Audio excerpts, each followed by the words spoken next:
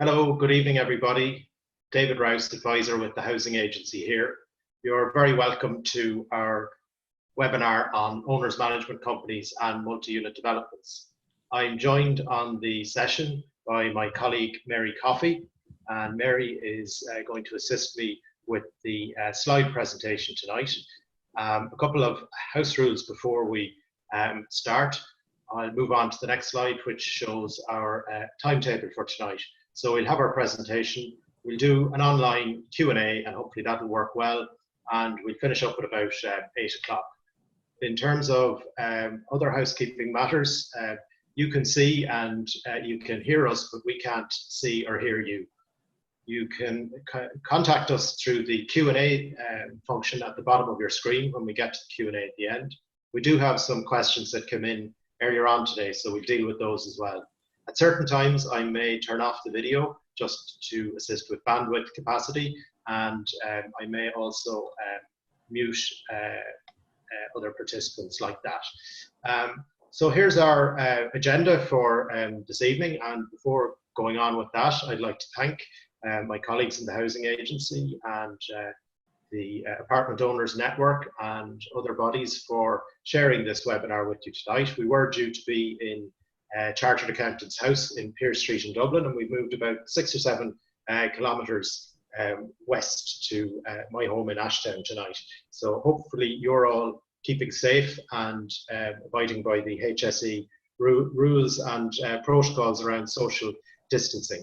Just to say that tonight's session is really an overview or a helicopter view from 30,000 feet nearly of all the issues that are affecting owners management companies and multi-unit developments at the moment in the country. The information we're providing is general in nature. Like everything else in life, specific circumstances and specific facts will attach themselves to particular cases. And we would always say that you should take the advice of your property professional, your property management agent, or your solicitor if you require legal advice in running your multi-unit development. They're best placed to provide you with the information you need. So our agenda tonight, we're going to do some background and context on the sector in the country. We're going to talk about law for OMCs and MUDs. I'll go through the state bodies that play a role in the sector and what they do. We'll talk about service charges and sinking funds, so we'll get into the nitty-gritty of strategies around service charge collection, debt collection, and cash, which I suppose is king really in all these particular circumstances. We'll reflect on the current difficulties and challenges facing the OMC and MUD sector in the context of COVID-19. We'll spend a little bit of time on that. We'll talk about other housing agency resources that are available to you in the sector. I'll do a little sort of potted miscellany of other resources and information outside the housing agency that may support you in your role as a director of your OMC. And then we'll have your Q&A at the end. At all times, we would say that you can contact us through our email address, which is mud@housingagency.ie, and we'll share that information at the end. So a little bit about the Housing Agency before I go any further. We're based at Mount Street in Dublin, just Lower Mount Street, just off Merrion Square. We work with the Department of Housing, Planning and Local Government, with local councils, with approved housing bodies, and with the private sector, with owners management companies. And our ethos or our vision or mission statement is to promote the building of sustainable communities. And part of that is really around the construction of or rather the sustaining of robust owners management companies throughout the state. Why is this important? Well, in the rearview mirror, what's happened to date, or at least up to Census 2016, is that there are about 500,000 people in the country in apartments. The number of apartments in the country has increased by about 85% between 2002 and 2016.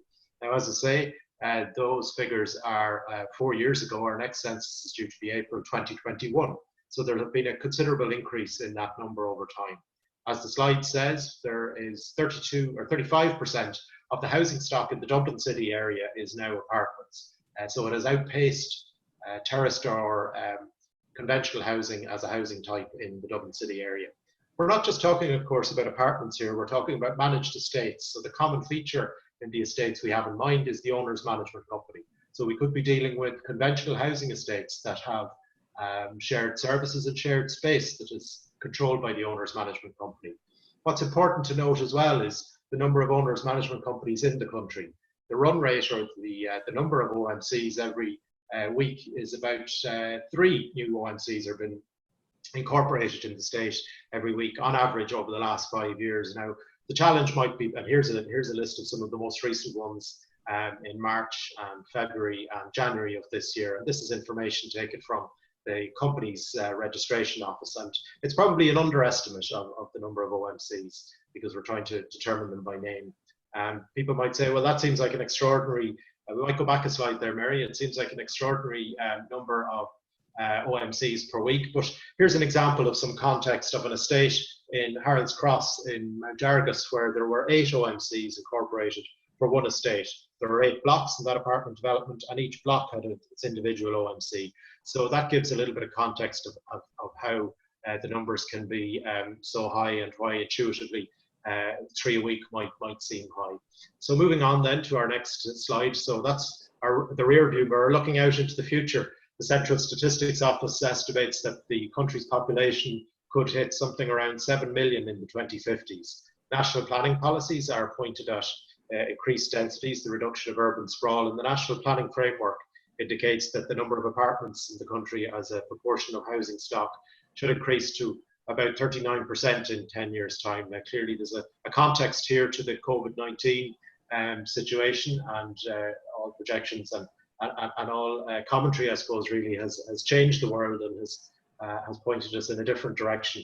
But looking at where we are at the moment, again, in terms of the Census 2016 numbers, this is a quick look at the number of apartments around the country. And in particular, you can see the Dublin council areas of Dublin City, Dún Laoghaire, Rathdown and Fingal account for, as you would expect, the vast majority of apartments in the country. And these are apartments in purpose-built blocks, rather than apartments that have been constructed within or converted premises within office blocks or flats in houses in sort of Georgian squares or whatever else. These are purpose-built blocks. So as you can see, a very, very high number around the country.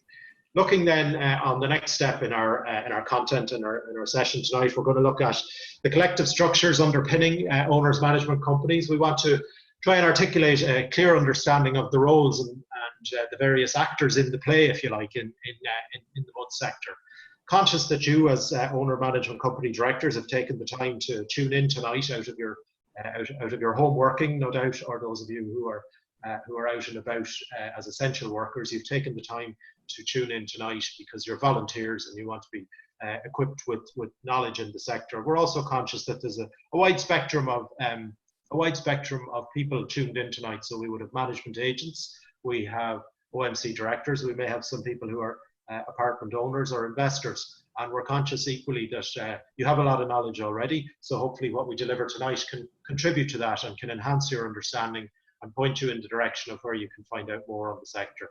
Coming back to our ethos is around sustainable communities and sustainable finances for OMCs is I suppose the primary reason why we're engaged in this session tonight. And it's important to note that OMCs are the glue, I suppose, that hold together both public, private, social housing stock around the country. So we're reaching out to the sector on that basis. So the principles of the sector are founded in law in 3 different categories of law: land law or real estate or property law, company law, because OMCs ultimately are owners management companies, are bodies corporate, and the particular legislation involved. The main pieces of legislation are the MUD Act, the Companies Act 2014, and the Property Services Regulation Act. And I'll touch again at a high level on each of those. But before I do, it's worth, I suppose, reflecting on what an OMC is. And in many ways, it's a hybrid, or it's an amalgam of a residents association, because the members are residents in an estate and the directors are typically residents. As we know, most owners management companies operate on a not-for-profit basis. So they take the service charges in, pay them out, allocate money to the sinking fund, and any surplus again is allocated to the sinking fund. But equally importantly, they are a property management or an asset management business. So they are charged with the responsibility of managing a significant property asset. So trying to link all those 3 features, characteristics, attributes together is a challenge for all of us. And I think it's useful when we're articulating to other parties what an OMC is. So when you're talking to professionals in outside the sector or people you know, or other contacts, it's useful maybe to bear that in mind. Moving on to the next slide, on which I'll spend a little bit of time, is really focusing on the relationships in the sector. So what we're trying to do here on this slide is to articulate in one slide, to try and capture on one slide all the different actors or all the different players in the dramatis personae of the mud sector. So in the middle, you have a hypothetical owners management company, ABC, OMC, and that is made up of all the owners in the estate, the box at the top. Now, 20, 30, 40 years ago, the owners in the estate would have been a very relatively straightforward or simple combination of people. You would have had owner-occupiers and landlords, and typically landlords in the past would have been people who owned homes in the estate, one or two homes maybe as investments or as pensions. Now you have a much more complex landlord sector. So on the private side, you have institutional landlords like the REITs, the funds, Kennedy Wilson, Hibernia REIT, IRAS REIT, Patrizia, all the different funds, Urbio, all the different private corporate landlords. And on the public side, you now have approved housing bodies or housing associations, which are now becoming regulated by an offshoot of the housing agency. And you have local authority stock. So a lot of those properties would have been purchased and owned through the Part 5 acquisition process. And all those landlord-tenant relationships in that sector, in that landlord sector, are governed by the Residential Tenancies Board, except for landlord tenancy relationships between local authorities and their tenants. Those relationships are regulated by the courts. So that's a little look at, I suppose, the composition of the owners and the members of an OMC. It's a lot more complicated. And, the point really here is to emphasize that relationships are important, that working together in a constructive and collaborative way between all parties in the sector is a constructive and progressive way to have sustainable communities in the OMC sector. So looking at the right-hand side of the slide, you see that the owners and the members elect the directors, who are typically, but not always, they're typically members of the estate as well. And that's the executive of the company. They're charged with the decision-making of the OMC. They run the OMC on a day-to-day basis, but they hire a property professional, a property management agent. And this is a key point in the sector, distinguishing between the role of the management agent and the owner's management company, because they're not the same. Now, a lot of you will know that, but a lot of people outside the sector don't understand that. And the two roles are conflated, confused, or simply not understood. So the property management agent, the guy at the bottom of the diagram, is a for-profit business that is hired by the not-for-profit owners management company. And it's very important to articulate the relationship between the OMC and the property management agent. It is one of master servant, principal agent. The OMC takes decisions, the property management agent implements them. So that is the relationship. It is not the other way around. The agent should not be driving the agenda of the owners management company forward. It is the directors who are responsible for strategy, for policy. Management agent is responsible for implementation. And I'll talk a little bit more about the documentation underpinning that relationship. But it's important to make that clear for everyone in the sector. The property management agent sector is regulated by the Property Services Regulatory Authority, so the box on the bottom left of the slide. Now again, the purpose of the slide is to try and bring it all together in one place. There are other people in the sector that maybe are not reflected there, and we'll talk about those a little later on. But I think that's as simple as we can make it, and as clear as we can make it without becoming overburdened with a spider's web, if you like, of lines on the sector. So moving on then to the legislation, as I said, that underpins the sector. The first main piece of legislation is the MUD Act. And today, being the 1st of April, is the 9th anniversary of the enactment of the main provisions of the legislation. So rather than bringing into force of the provisions of the legislation, it was enacted in January 2011, but the main provisions didn't come into force until the 1st of April 2011. And those of you who know about transfers of common areas will know that existing MUDs had 6 months from the 1st of April 2011 to transfer their common areas, and I'll touch on that a little bit later. We're going to talk a little bit about the pros and cons of the MUD Act. So the MUD Act is about 34 sections long. I think it's not unreasonable to say that every owner's management company director should have a copy of it that they can refer to fairly easily. It has done a lot of constructive things, but it has weaknesses as well, and I'll talk about those in a second. But it has delivered clarity around voting rights. It has delivered clarity around developers' responsibilities. It has delivered clarity around the timing of transfers of common areas and the timing of setting up of owners' management companies. So it has been positive in that respect, but it has weaknesses, and some would say that it hasn't gone far enough. And from a personal view, I would agree that it hasn't gone far enough. As I say, it has made clear the rights of the OMC against developers. It has clarified voting rights. So now, in a multi-unit development that is simply residential, the voting composition is 1 unit, 1 vote. So if one landlord, for example, has 10 properties in the estate, they have 10 votes because they have 10 units. In a mixed scheme, so a scheme or an OMC with commercial property, residential property, there might be offices or shops in it, voting is allocated or apportioned on what's called a just and equitable basis. Now, what is just and equitable is a matter for the courts. It's a matter for the circuit court, and I'll talk about that later on. And one of the most important aspects of the MUD Act was the introduction of the annual report. And the annual report is something I'll talk about a little bit more, but that is a vital document to be introduced by the Act. And as I say, we'll devote some time to that later on.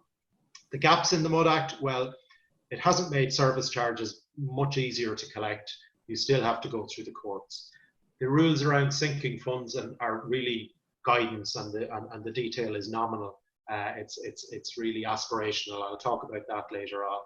I suppose it doesn't cater necessarily for the spectrum of knowledge. It's not very prescriptive to deal with the wide spectrum of experiences and skills that OMC directors have. So some OMC directors will be very experienced in the corporate or in the business or in the regulatory world. Others will have other skills to bring around communications and soft skills, but the MUD Act doesn't really cater for that. The enforcement of the Act is reliant on applications to the circuit court. That again is perceived as a weakness because the circuit court is an expensive route for remedies, but I'll talk a little bit about that later on. So moving on then to our next slide. Again, this is a whistle-stop tour. There's a lot of information in this. We can send you the slides later. mud@housingagency.ie is that email address. We're going to talk about 4 key documents with which every owner's management company director should be familiar and should have, I suppose, a ready access to. They are the main or the head lease for the estate, the constitution of the owner's management company, the contract, or the fancy term is the letter of engagement between the OMC and the property management agent, and then we'll talk about the house rules. So first off then, in our next slide, we have an example of an owner's management company lease. And this is really, I suppose, a lease can be maybe up to 50, 100 pages long, and it's very heavy on legal jargon. And really what we would say is be familiar with it, but rely on your solicitor to interpret it, because the nature of it can be can often be impenetrable. But moving on to the next slide, we see that the lease is there to define terms, for example, like the common areas. So if you have a balcony in an apartment development, does it belong to the owner of the property or does it belong to the OMC? Well, you go to the lease to determine that. The lease will determine what the estate service charge is, or rather how it's collected. It will also deal with matters like interest on unpaid service charges. A very important clause of the lease in the red box that Mary has helpfully put up for us there is the user clause. And that really says what a property in an OMC may be used for. In a residential setting, it is that the apartment or the home may be used only for residential purposes. And really what's useful here from an OMC director's point of view is dealing with short-term letting. Maybe not so much of a problem now in the current environment, but when things get back to normal, which we all know and hope they will, and the short-term letting may raise its head again. And what OMC directors can do is say to another owner, a landlord owner in the estate, you may not have short-term letting in your property because the lease prevents it. Short-term letting would be viewed as a hotel type or a business type or commercial type use, whereas under a standard lease between an OMC owner, the developer and the management company itself, residential use is permitted only. So again, that's one to have in your locker. Moving on then to the next document is the OMC Constitution. This was known as the Memorandum of Association and Articles of Association, or Memo on Arts. under the old Companies Act. And what I'm displaying on screen for you here is the standard or template form OMC Constitution that's been developed by the Law Society. Now, we had a webinar last night with in association with the Society of Chartered Surveyors of Ireland, the Law Society, and a lot of other people dialed into it, and we had over 260 participants engaged in that. So I'd like to acknowledge, just for those of you who maybe weren't on that webinar last night, it was COVID-19 specific, and we had great contributions from Suzanne Bainton of Liston and Company Solicitors, and Aisling Keenan, author of the Owners Management Company Law and Best Practice publication. So we had a really good seminar on that, and we make that available, that recording available to you online if anyone wants it. Again, mud@housingagency.ie. But back to the Constitution. These are the objects. So this is what the company has been established for. And again, every OMC director should be familiar with the Constitution. It governs the internal workings of the OMC. And an OMC Constitution can have whatever you like in it, provided it's compliant with the Companies Act. So moving on to the next slide, we'll see one particular clause that every OMC Constitution should have is one that couples payment, or rather good standing with service charge debt, is coupled with the right to vote at an AGM. So if an owner has agreed a payment plan with their OMC, they should be entitled to a vote at their AGM, or to flip it around, to turn it around the other way. If someone is not in good standing, so for example, if they have defaulted for a particular reason on payment, or they're simply not engaging, then the OMC can deny that particular owner a vote at the AGM. So that clause should be in your that provision should be in your Constitution. Moving on to another important clause is around data protection. So this clause that should be in your memo on arts, or your Constitution as it's now known, really says that the OMC is entitled to deal with owners' data for the purposes of the financial affairs and the good running of the OMC, and in relation to breaches of house rules. And I'll talk about that later on. But this is the kind of protection. We just go back a slide, Mary. This is the kind of protection that an OMC director needs in the OMC for the greater good of the membership. Needs this kind of protection in its Constitution. So, as I say, coupling voting rights and allowing for the avoidance of doubt, or for the avoidance of any difficulty with data protection, allowing dealing with and processing personal data for the proper purposes of the OMC's affairs. Moving on then to the next of our 4 important documents is the Property Management Agent Contract, or the fancy term is the Letter of Engagement. What you see on screen is a snapshot from the website of the Property Services Regulatory Authority. So they have a template or a standard form letter of engagement or contract.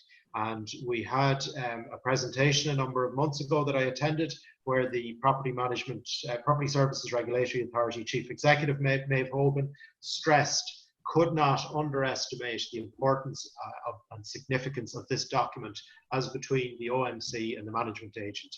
A robust letter of engagement is required, because in the event of a dispute between the OMC and the management agent, it is this letter of engagement that the Property Services Regulator will look at. And so this will set out the terms of the engagement between the parties. Now, you can put in this whatever you like. It's a private document for negotiation between the agent and the OMC. However, there are a couple of mandatory matters that must be dealt with, as it says there in the blue text on the left-hand side, and they're indicated throughout the document. There are many key matters that must be dealt with in the letter of engagement. That letter is on the Property Services Regulator website. It's a Word document. You can download it, you can change it, you can adapt it for negotiation with your management agent. And I'll just move on to the next slide, where we'll see there are multiple schedules to this particular document, setting out the services to be provided to the OMC by the agent. So to be fair to both parties, you only get what you pay for. You only get what's documented in the letter of engagement. So if there's an expectation of the directors of an OMC that the management agent should be providing company secretarial services, and if that's not documented and agreed and priced at the cost agreed between the agent and the OMC, then you shouldn't expect the agent to provide those company secretarial services. Equally, if the agent has been contracted to provide certain services, like getting insurance quotes or whatever else, and they fall down on that, then there's protection for the OMC and the directors in the letter. So these are the schedules. Moving on to the next one, these are the schedules of the different types of services. So accounting services, corporate services, record retention, all the different schedules, and you can look that up in your own time, but that's just to give you a flavor. Moving on then to the house rules, and again, this is a key document that every OMC director should be thinking about for their estate. And the house rules really are the plain English version of the legalese that appears in the lease. So really what this is saying is this is the behaviour that is expected of residents in the estate. So the house rules apply to all residents in the estate, owner-occupiers and tenants of landlords alike, because the house rules are, I suppose, a derivative of the lease, and the lease is agreed at the start. So these are just a sample of some of the clauses you would expect to see in the house rules. So moving on to the next slide, I won't dwell too long on this, you'll be familiar with these, but this should be provided to every owner in the estate, to every resident in the estate. House rules should be put up in the lobbies in the estate. But one important clause that is highlighted in the red box on your screen is to allow the owner's management company recover the costs of house rules breaches from those causing the breaches. So this is not a fine, this is the recovery of a cost. If, for example, an owner has tenants causing noise and disturbance on 5 Saturday nights in a row, and there's a call-out charge with sorting that out, that call-out charge can be recovered from the owner of the property. So this applies to all owners in the estate, and make it clear, make the expectations clear, manage people's understanding of what behaviour and what conduct is expected in the estate. Put this into your house rules and have it displayed and circulated for people. Moving on then to a quick slide really that tries to show the interaction between the different documents. So if there's a problem between the management agent and the OMC, you go left and you go down from the top and you come to the letter of engagement. If there's a problem between homeowners, it's probably something in the Constitution or the house rules. But that's just one quick slide to show you how to maybe navigate your way through the various documents. But hopefully that background has given you some food for thought on your own key documents, be it your Constitution or your house rules. Other key documents, again, this is a whistle-stop tour. I could spend an hour on each of these particular matters. The owner's management company financial statements. So that is the accounts that are submitted to the CRO.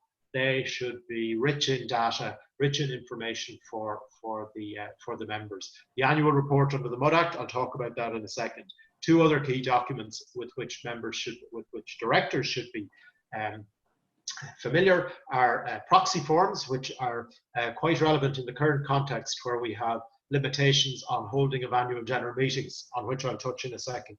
And we have nomination forms for the role of director. And for those of you who are directors, we'll just flip it back aside there, Mary. For those of you who are directors in OMCs, at the moment you'll know that we don't see too many nomination forms coming in from prospective new directors, but we'll talk about some strategies around that in a number of minutes. So the aim here is to give you some theoretical advice and some practical advice, or some theoretical direction and some theoretical practical signposts, so you can improve your board and help deal with everyone else in the estate. So moving on then to the next slide, we'll talk about some quick features of company law. The Companies Act, in contrast to the MUD Act, the MUD Act is 34 sections, the Companies Act runs to 1,500 sections.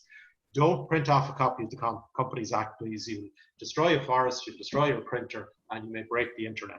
So what we'll say is that the Companies Act has some key features that I'm going to touch on very briefly that are very important to owners management companies. We're going to talk about directors' duties, and we're going to talk about the Register of Members. And the Register of Members comes into play in the MUD Act as well. So I'll talk about that interaction again. So you can see that there are lots of lines crossing, there are lots of parallels, there are lots of different interactions of the MUD Act, company law, and other legislation. And it's important, I suppose, for OMC directors to try and get familiar with this. Not to say that your solicitor or your management agent can't give you advice, but you should be equipped to be able to challenge that advice in a robust fashion. So I suppose a healthy tension is always positive in the interaction between management agents and OMCs, management agents and their professional advisors. So moving on to the next slide, I'm going to talk about directors' duties. And before I do that, I'm going to take a quick sip of water. And I'm going to talk about directors' duties under Section 228 of the Companies Act 2014.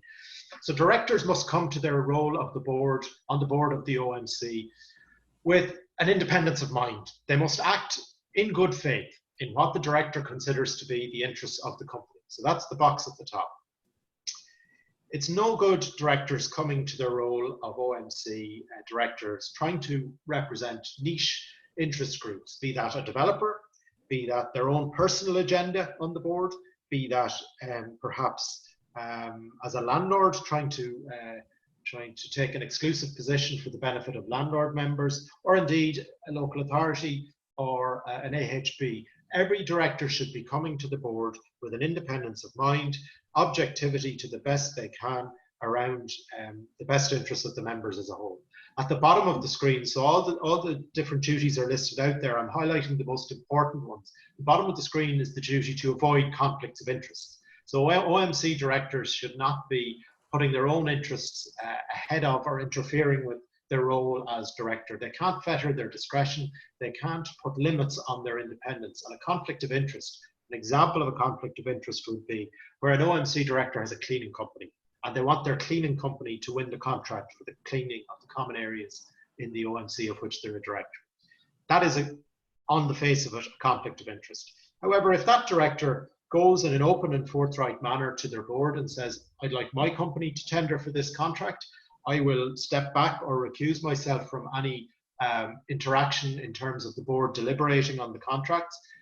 If it's the rest of the board feel that the contract is good value for money, good services will be provided, there'll be a reliable contractor there, then it's open to the board to take that decision to award that contract to the OMC director who has that cleaning company. But that matter must be disclosed, it must be discussed, and it must be agreed and put to the members later on in a general meeting. So really, I suppose what we might say is that they say the best disinfectant in life is sunlight. So shed sunlight on these things, open it up for disclosure. But in the first place, directors should avoid conflicts of interest, but they can be disclosed, discussed, and resolved satisfactorily. So key to remember that. Moving on then to the next slide. The Companies Act says it again in terms of having regard to the interests of its members. The directors are also required to exercise skill and judgment. They're required certainly to have regard to if there are direct employees of the company. So if the OMC employs a caretaker or someone in an office or directly employs a security guard, the OMC is responsible. The directors have a duty to consider the interests of their employees. They're also required to consider the interests of their creditors. Again, that's something we'll touch on in the context of COVID and the current situation. So moving on to the next slide, we'll talk about the company law and the register of members. The register of members, as you see there on your slide, is required under section 169 of the Companies Act. And in simple terms, the register of members consists of the name, the address, the date of becoming a member, and if no longer a member, the date of ceasing to be a member. That is the information that should be on the register of members. It is a bit like, I suppose, the electoral register. If you take the analogy that an owner's management company is a local authority and the directors are the councillors, and the members register is like the electoral register. So when someone wants to have a vote, be it to appoint a director or to pass a budget or to issue a levy for whatever reason, you must be able to coalesce and to canvass for votes, and you do that by accessing the register of members. And on the next slide, we'll see that the register of members is a public document. It is available to the world to see. And we get feedback from certain quarters that there's difficulties around access to this. The next slide will show that the register of members must be provided to anyone who asks for a copy. So at the bottom of the screen, it says a company shall, within 10 days of receipt of a request under the subsections above, on payment to it of the relevant fee by the requester, send a copy or a part of the copy out of the registered member out to someone. So to make a very clear distinction, if you are a member of an owner's management company, which most people on this webinar are, you are entitled to a copy of the members register for free. If you are a third party, the OMC may charge a nominal cost, so for photocopying or postage. So just to recap on that, members of an OMC are entitled to a copy of the members register for free. Third parties must pay a nominal fee for photocopying or for postage or whatever else. But moving on to the next slide, the key point is, just to touch on, before I touch on the key point, the MUD Act also effectively has a requirement for a register of members, but it's much more detailed. So this is over and above company law requirements. So you'll see The owner in a MUD must provide name, address, details of tenants, habitual occupiers, so it could be a lodger or someone on a license, and other particulars as the OMC may reasonably request. So that could be email contact details, fallback or backstop contact details in the case of an emergency, phone numbers, etc. But just to be clear, the members register for company law purposes is just the name, just the address, and the becoming and the cessation of membership. Whereas the detail that an OMC must retain over and above that is much more detailed, and that more detailed information is not public information. So the members register under the Companies Act is public information. This more detailed drill down, if you like, into members' details is not public information, just to make that distinction. The next slide, you'll see an excerpt from our website, and it deals with data protection. So you remember we spoke earlier about having a provision in your constitution that says that the OMC may deal with personal data. Well, this links into that, and it says, and it clarifies, I suppose, situations where we've heard that agents or solicitors or other less informed parties, or parties less informed than perhaps they should be, are denying access to the members register. And that is data protection is not a valid reason for that denial of access, because the OMC the company is providing that information for a legitimate purpose of communicating with other members in the OMC, and there's a legal obligation there. Now, it's important to say that if the OMC member is looking for the members register to sell raffle tickets for the local GAA club, or to sell tickets to the badminton club social at Christmas to all the members in the OMC, that is not a proper purpose. That is not a legitimate or lawful use of the members register, and that would be a breach of data protection. Equally, if the person seeking the members register is, I don't know, an insurance salesman and wants to sell life cover to all of his neighbours, that would be a breach of data protection. So it's only for the legitimate and lawful use in the context of the OMC's affairs around finances, around voting, and so on, that access to the members register is required. So I hope that's clear. So moving on then to the next slide. A quick one is a question that's come up in other scenarios. Are OMCs required to have an audit? The answer is it depends, but probably not, because and this is a statement of law. This is not a judgment or an opinion matter. We'll come to the opinion matter in a second. The vast majority of owners management companies are incorporated as companies limited by guarantee, and that means they're entitled to an automatic exemption from the audit requirement. However, under those sections of the Companies Act 334(1)(2)(1)(8), any member of the OMC may put up their hand, by which I mean they may write to the company secretary or the directors and request an audit. So just to make it clear, CLGs, companies limited by guarantee, are exempt. Any member may request. Now, whether an OMC should have an audit is a separate question. And that is a question, I suppose, determined by reference to maybe disclosure, value for money, best interests of the members. If your OMC takes in 40,000 in service charges and an audit costs €6,000 plus VAT, is it good value for money for the OMC to spend, 20–15% of its budget on an audit? I think the answer to that is probably not.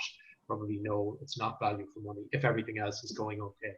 But equally in an OMC where the turnover could be 1.5 million, and I serve on the board of an OMC where the turnover is upwards of that amount, and again, this is publicly available information, so I'm not sharing any secrets here. We would not, I think, and my fellow board members would not operate without an audit. It provides disclosure, it provides an indication that the accounts are delivering a true and fair view of the company's affairs at a particular point in time. And the audit process itself is very valuable to owners management company directors, because the auditor will provide a letter to the OMC directors pointing out strengths and weaknesses, pointing out trends in finances, pointing out where they perhaps could do better or where they might reflect on matters. So it can be very valuable, more than just for the members. It can be a very valuable aid or tool for the directors in their financial and corporate management of their OMC. Moving on to the next slide then. What if my owner's management company is not a company limited by guarantee? So it could, in rare circumstances, OMCs can be a DAC, a designated activity company, or a limited, an old style private limited company. Whether those companies require an audit depends again on their size, on their type. So many of them may avail of the small company or micro company exemption from an audit. They may have abridgment options available to them, that they can put less information into their filed accounts. There may be particular characteristics of the company that would exclude it or include it from that audit requirement. Check with your accountant, check with your advisor, check with your management agent. As I say, these are signposts.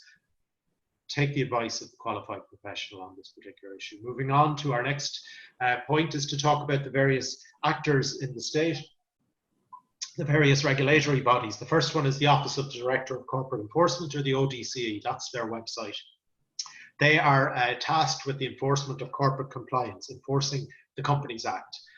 We move on to the next slide and point out that the ODCE is certainly responsible for OMCs where AGMs are not been held on time, where directors are perhaps in breach of their duties, where company filings are not been undertaken. Those are breaches of the Companies Act, and directors or concerned members can certainly write to the ODCE and seek their help on that.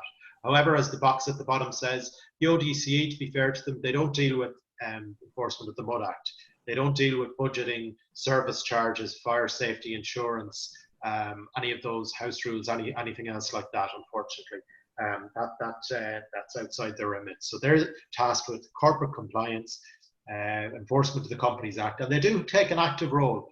I attended a presentation by one of the officers from the ODCE, excellent presentation on their role in the context of owners management companies, and we'll talk a little bit more about them later on, but that's just to touch on their role. Moving on then to the next body is the CRO, and I won't spend any time on those, just to say that the CRO and the ODCE have a huge amount of information and a rich depth of a rich repository of resources in terms of guides around company law. So both organizations, their websites are excellent to get guides on AGMs, on directors' duties, on company secretary duties, on the role of the member, on company filings. All that rich information is there for you, so just to point you in that right direction.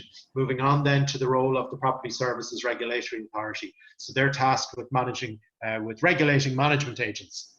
And you go onto their website, you'll see the detail around licensing. Every owner's management company that hires a management agent should make sure that that management agent has a license. It's a criminal offence to carry on the services of property management in the absence of a license. And equally, the question has arisen, if I am a director of an owner's management company and I am what's called self-managing, so we don't have an agent, we're undertaking the management of the OMC in terms of hiring waste collectors, debt collection, in contracting for insurance and all that, and we're getting paid for it, we're getting paid out of the funds of the OMC. Do we require a license? Well, the view of the Property Services Regulatory Authority is that those directors of an OMC self-managing do not require a license, and their logic is that an OMC director couldn't be expected to meet the qualification and the CPD requirements and maintain those qualifications, so they're not required to have a license. If anyone is looking down that road or seeking to follow that path, I would encourage them to contact the PSRA directly and get that particular statement of affairs in writing, maybe by an email to them, but just to touch on that self-management point. So as I say, the licensing requirement, it's usually typically a D license that is a requirement for providing property services to an owner's management company. You can go onto their website. The next slide will show you the register of property services providers. Hopefully we can get to the next slide there, Mary. Yep, here's the register of property services licensees. So the first county on the list, they're done by county. It's there in PDF and Excel. It's entirely searchable. The first county on the list is Carlow. You can see the nature of the service, when their license expires, and so on and so forth. So moving on then, you'll see that the PSRA has a complaints process. So this is complaints in relation to the conduct of the management agent. And again, you should be looking first at your letter of engagement, your contract. Before you approach the PSRA, you should check your contract. You should see whether the matter in dispute is dealt with by that. particular document. And again, approaching the ODCE, approaching the PSRA, these I think are very much last resorts for a lot of people. You would like to think that you can resolve problems harmoniously and by negotiation and sensible accommodation between the person with whom you have a dispute, but ultimately there is recourse through these particular channels in the event of complaints. So focusing on complaints for OMCs in relation to property services providers. The next slide will hopefully show a particular point that the PSRA doesn't have any authority in the regulation of owners management companies. So again, in the same way that the ODCE doesn't deal with house rules, service charge budgets, any of that, any of those type of topics, the property services regulator is not charged with that responsibility. But certainly where there's a problem with the property the management agent, it's to the PSRA you should go. And moving on, then you'll see that they have a complaints process, they have a complaints form on their website. This is a link to their excellent guide to property service provider users in the state, and that's available on their website. Excuse me. The RTB deals with, excuse me, I've got a frog in my throat, so I'll take another sip of water. The RTB deals with the regulation of landlord-tenant relationships and all landlord-tenant relationships in the state, except those between local authorities and their tenants. Local authorities and their tenants are dealt with in the courts. The RTB deals with all other landlord-tenant relationships. You can go on their website. The next slide is really just an indication of what they do. They have a great deal of information, research functions, education on their website. Again, if you have difficulties there, we encourage them to contact them. They do deal with third-party complaints. So if all avenues have been exhausted where there's a problem caused by a tenant in an owner's management company or in a MUD, if you've written to the landlord, you've tried to negotiate with them, you've tried to mediate with them, you've tried to resolve matters with them where there's a problem with their tenant, and you've exhausted that, you can go to the OMC directors can go to the RTB and make a third-party complaint. And the next slide will show you the dispute resolution service that they have, so you can look that up and investigate that on their website. So moving on then to the next stage, so the practicalities. Let's talk about money. Let's talk about cash. There we have our old friend Jerry Maguire, show me the money. And really, I suppose what I'm trying to emphasize here is sort of a switch in tone and a switch away from the regulation side to the practical financial side.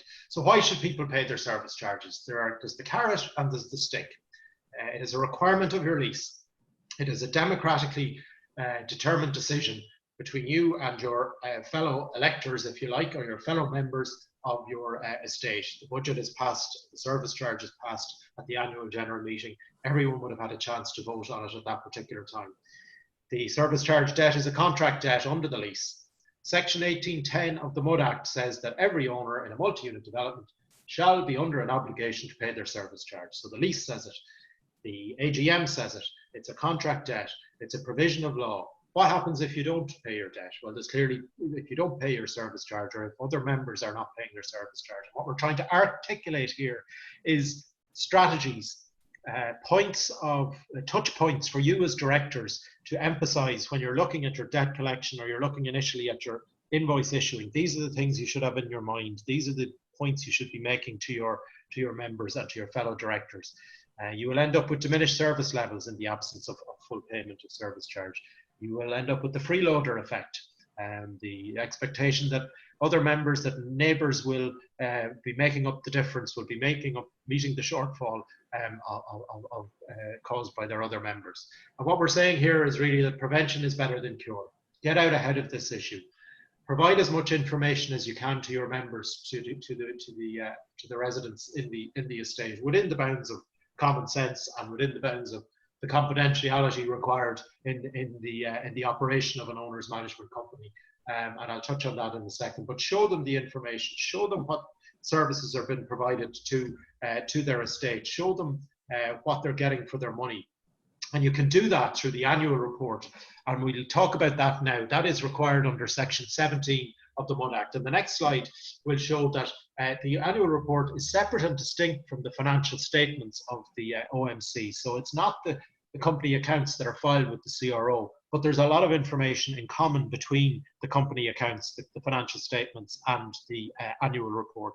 So this is what Section 17 of the MUD Act says. You must prepare an annual report and provide it to every member, and you must hold an AGM every year. So if you're just looking for that, and again, that AGM point, there are separate provisions in the Companies Act around AGM. So again, you can see the interaction, the parallels, the crossover between the Companies Act and the MUD Act. We're focusing here now on the annual report under the MUD Act. So the next slide will show you what the annual report must contain.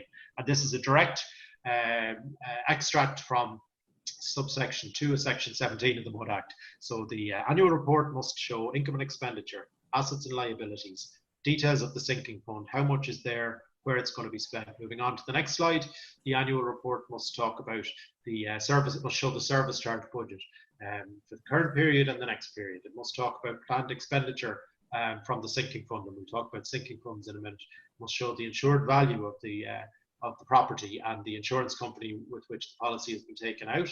It must document fire safety equipment in the estate, and it must talk about that situation if there are any conflicts of interest or contracts between the owner's management company directors and the OMC itself.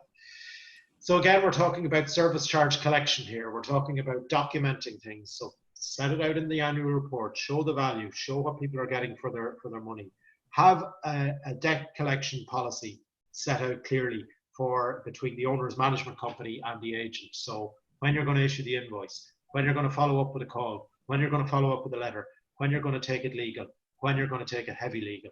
Have that document set out, make it clear, make it, if there's ever a dispute in court later on, all these documents will be key to underpinning the robustness of the basis for the OMC to recover the debt. So documentation is key. Couple that good standing with service charges with the right to vote that we spoke about earlier in the constitution of your OMC. And again, if someone has agreed a payment plan to pay in 12 monthly installments, they're in good standing with the OMC. They should be permitted to have that vote. Avoid the vicious circle. The next slide will show what happened in an estate in North Dublin when people didn't pay their service charges. The OMC couldn't pay the waste collector. To be fair to the waste collector, they didn't turn up, and this is what very quickly happened. This is only last year in North Dublin, and we were left with a situation in that estate where the waste wasn't collected, became a public health matter, environmental health matter, and really, you know, I'm putting that up there to emphasize the point that we want to keep away from that situation. That's a worst case scenario. Moving on to sinking funds then, the piggy bank, the money for the long-term accumulation and building up the estate. So section 19 of the MUD Act says that an owner's management company must have a sinking fund for expenditure on refurbishment, improvement, maintenance of a non-recurring nature. And that is key, I suppose. This is a difficult conversation. This is a tough one to talk about because I think there's not enough of an understanding of the importance of the sinking fund out there. People are, to be fair, focused on the day-to-day payment of bills, payment of insurance, payment of waste collection, keeping the lights on. But people need to think about the long term. Directors need to think about where the company is going in the long term. So this is to provoke some thoughts, to put this on your radar. The sinking fund, moving on to the next slide, what is it? It's the replacement cost of the building divided by the remaining expected life. So the next slide then will show the components of the building. So you would see, you know, typical components like the roof, rainwater, outdoor finishes. So each component of the building has a life cycle. Some components, some parts of the building will last a long time, like the roof will last 40, 50, 60 years perhaps if well maintained. Whereas other more limited life assets, like for example, carpets might last maybe 15 years and they'll have a reinstatement cost. So this is just to give you an example from a block of apartments of about 40 homes in a building investment or sinking fund. And the next slide will show you other components of the estate. So again, fire alarm panels or cladding or external signage or CCTV. So every component has a life expectancy and a cost. And this particular block, the total sinking fund needed for this block was about €600,000. Divide that by 40 apartments which were in the block, run it out over 25 years.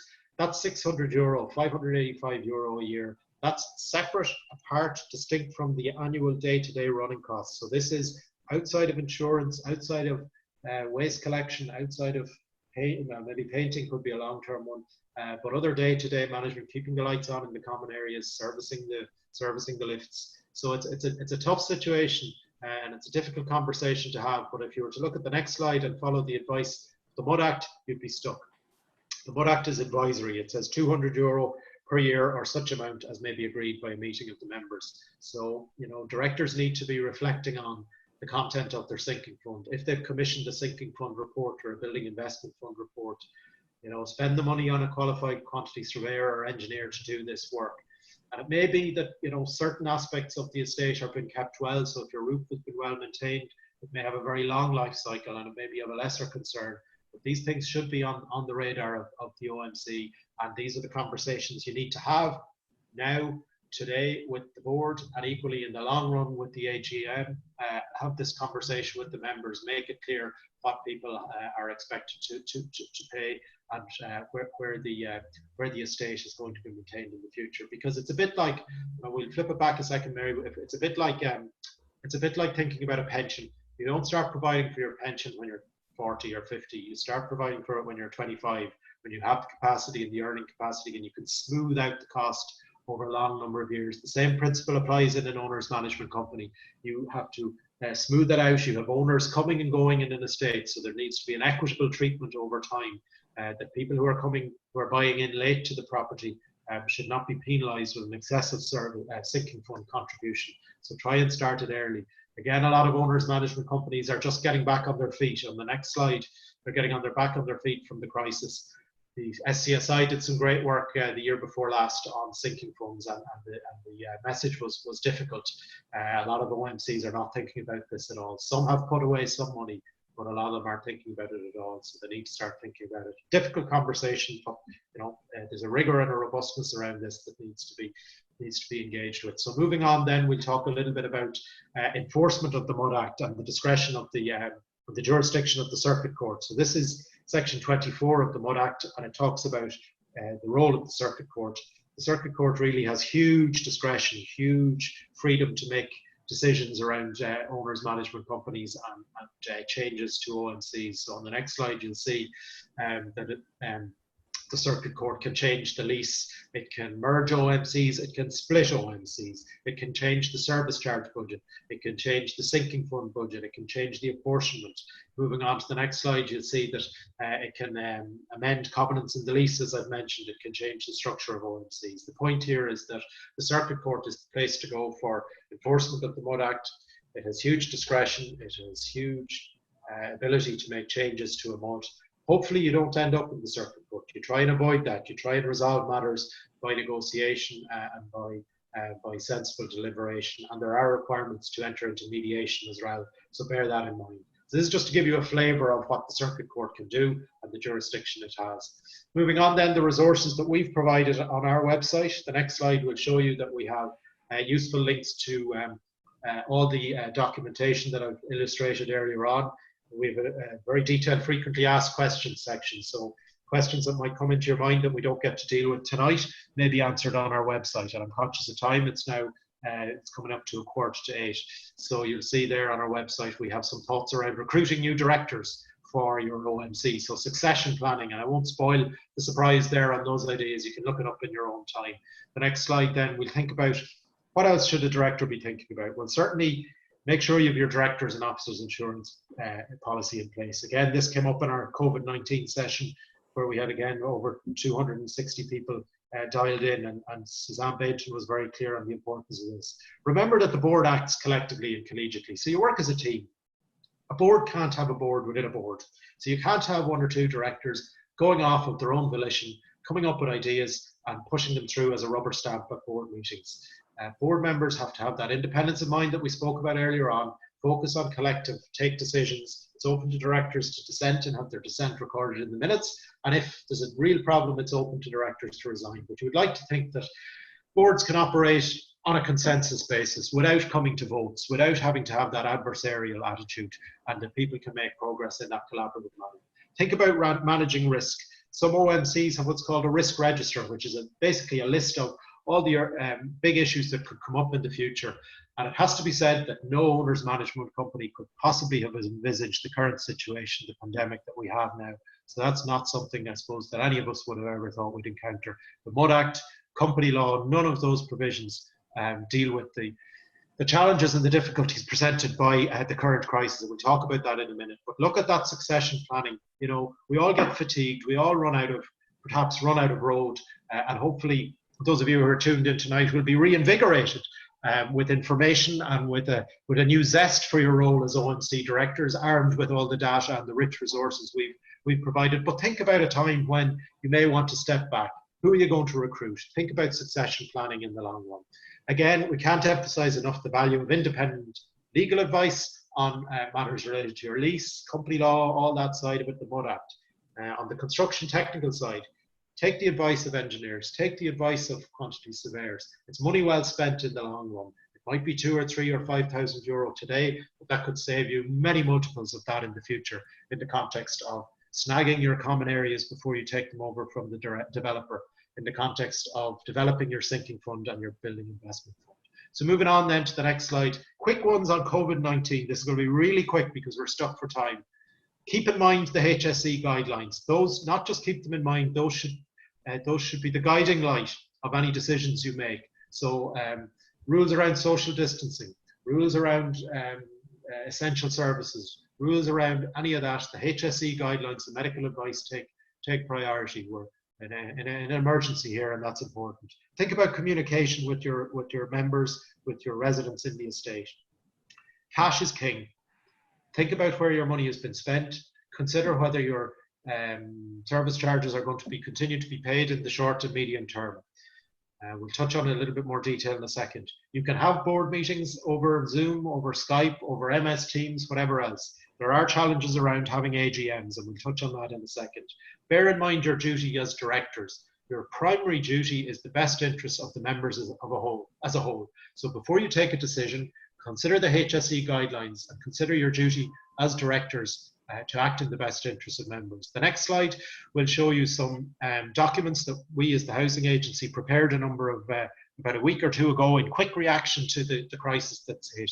So we've 10 top tips for owners management companies. This information is on our website. You can download these, they're PDFs, they're JPEGs, you can circulate them to your members, you can circulate them to your fellow directors. So the 10 top tips, and then a more focused document focused on the finances and governance of OMCs. And again, we had some collaboration here from the Apartment Owners Network and the expertise of their members and their directors to contribute into that, because you know we're all in this together. We're all in this to make progress and to try and sort out difficulties together. The next slide touches on this is the gov.ie website where you go for all the information on the corona COVID-19. The next slide is a list of the essential services. So is my caretaker an essential service provider in my estate? Go to the guidance there. It's for each employer and each employee to determine that by reference to the guidance. You need to check that out yourself. The list of different services is there. Certainly email us, mud@housingagency.ie, if you want some signposts on that. But the medical advice, the HSE advice comes first on all of this. Next slide over, we'll talk about more resources. So we've got a sample set of house rules available to you on our website. You can download it. It's there as a Word document. Moving on then, we have some due diligence information. So people who are considering purchasing homes in a multi-unit development, they can refer to that information on our website. We'll touch on our own report that we issued last year in collaboration with Clúid Housing. Paul Mooney was the author. You see there in the picture Brian O'Gorman of Clúid, Michael Carey, the chairman of the housing agency, on the right is Paul Mooney himself. We'd invite you to download that report from our website. It looks at best practice in other countries. It looks at suggestions for law reform in the sector. Moving on then, we see some of the writing and some of the coverage of the report. The next slide then shows some writing trying to elevate the conversation about MUDs and OMCs to the different professionals. So there on slide, and we go back, Mary, just one slide. So you see some writing in the Engineers Journal. And the one at the bottom there was in Accountancy Ireland, and the gentleman in the light suit with the white hair and the beard is our late colleague Simon Brook, and Simon was a fantastic supporter of the sector. He was the policy director of Clúid, and he was a fantastic person. So we miss him greatly in the sector. He was a great supporter. But just to acknowledge Simon's involvement in the production of the report. Moving on then to some other writing that we've delivered to local authorities and AHBs and to the architecture sector.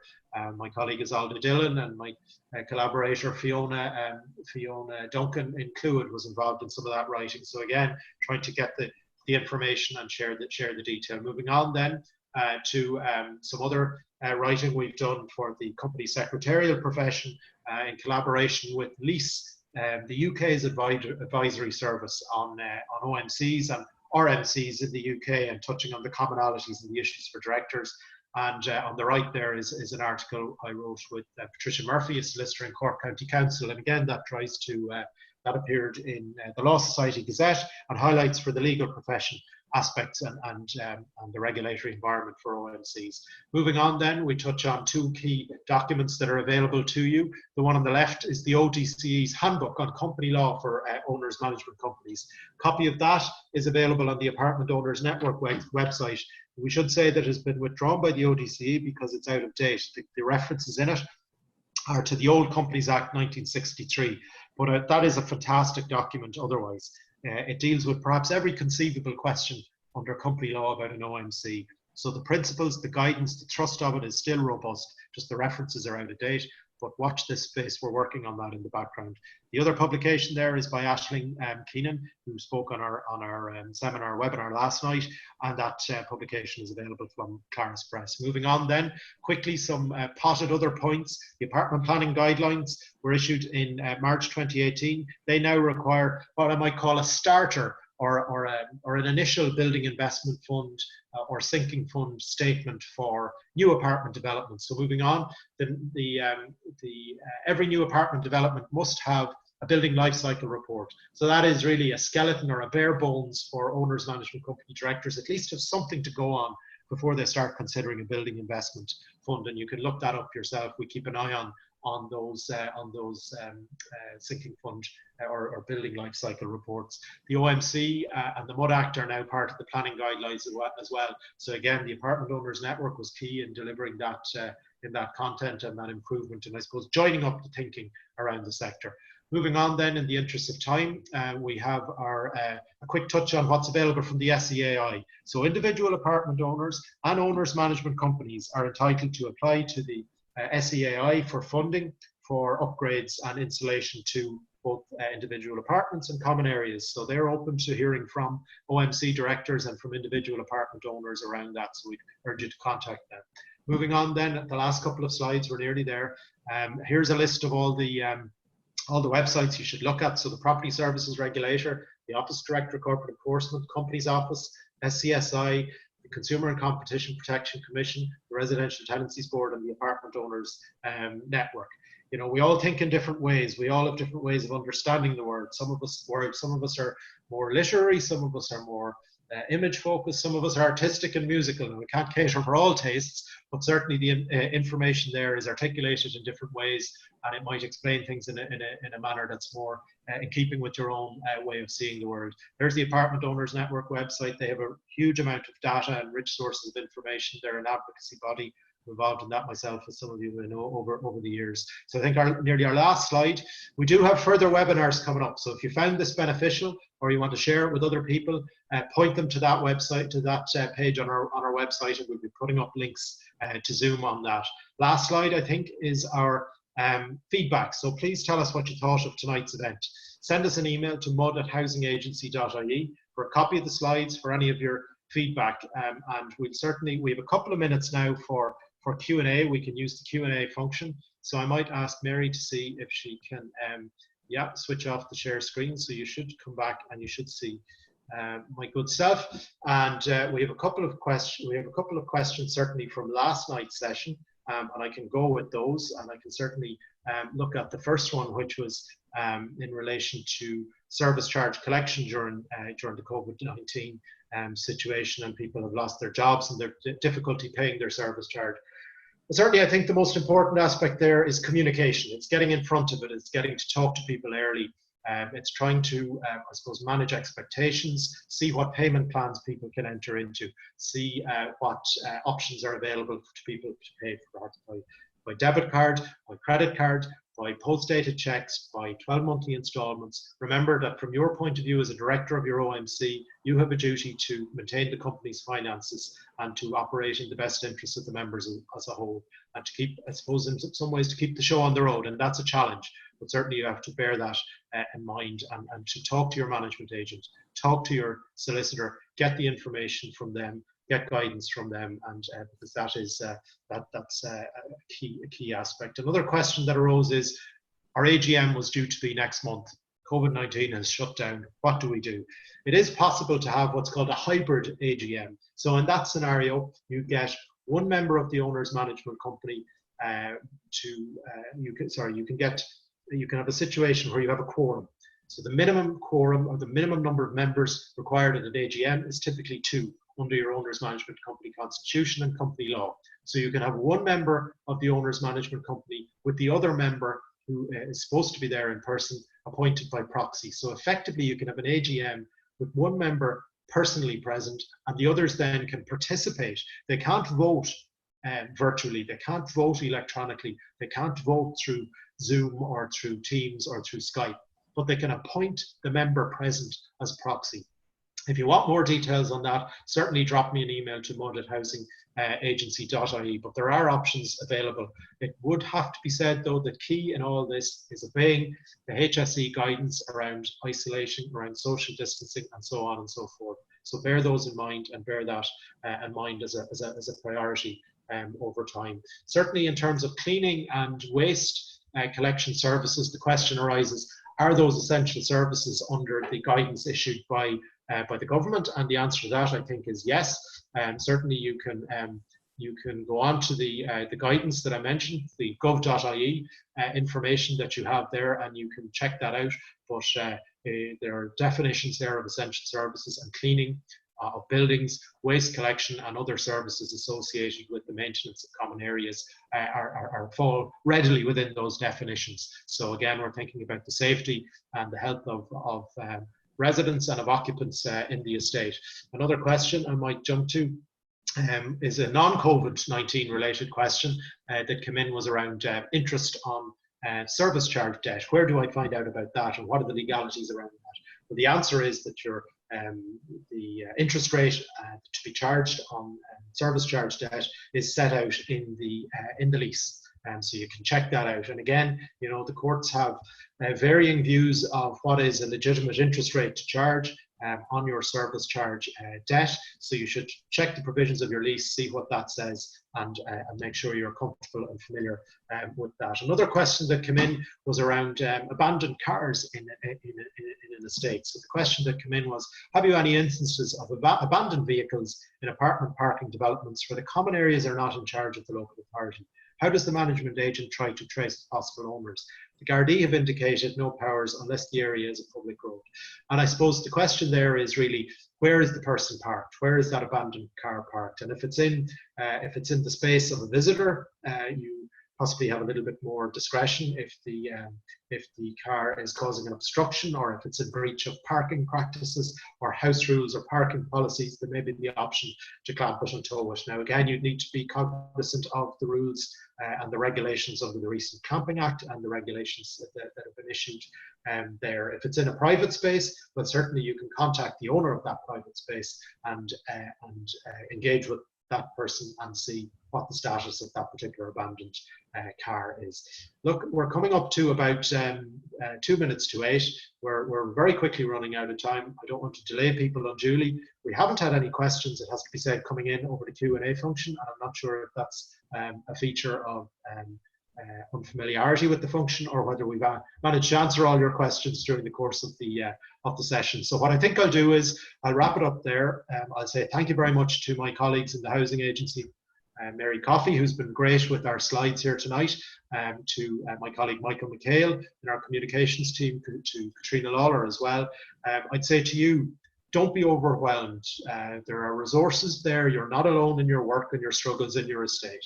We're here to help. Please get in contact with us, mud@housingagency.ie. We'll get through this COVID crisis and this emergency together. So I would say to you, Bear Bua, August Sloan, be safe, be kind. Bye-bye.